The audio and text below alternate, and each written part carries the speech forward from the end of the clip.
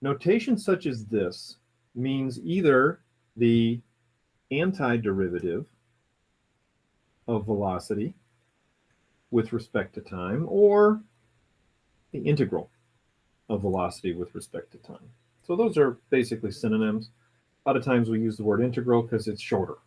But whenever you see this little symbol here, and that's kind of a little s, meaning summing up all of those things. There are two steps for integrating or finding the antiderivative.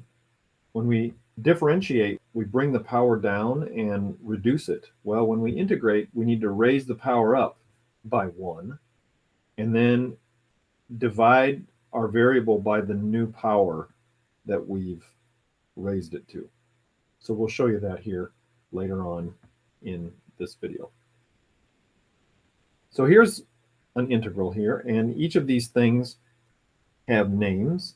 This is the integral sign, and this is called the differential. And then that 4t squared thing, that's called the integrand. I'm going to run out of space here, so there we go. Not super important necessarily that you know what all those are, but we're going to run into these various things, and you'll often hear me say, oh yeah, well the differential is this, and the limits on the integral are such and such, and so that's just a little bit of vocabulary there. All right, whenever we integrate, it's very important that we consider adding what additional portion, which we never have to do when we differentiate, and that is a constant of integration. And we'll show you that here in a couple of examples. And just like we said that a derivative was related to the slope of a graph, an antiderivative or an integral is related to the area under the curve for that graph. So if the displacement is the time integral of the velocity function, then that means that displacement mathematically is that.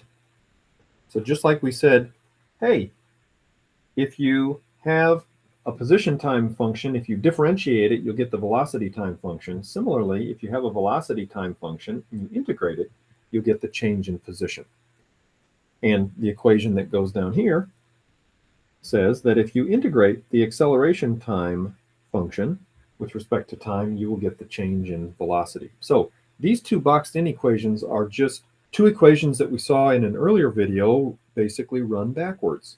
We said in an earlier video, if you have a velocity time function and you differentiate it, you get the acceleration time function. Well, if you have the acceleration time function and you integrate it, you'll get the change in velocity.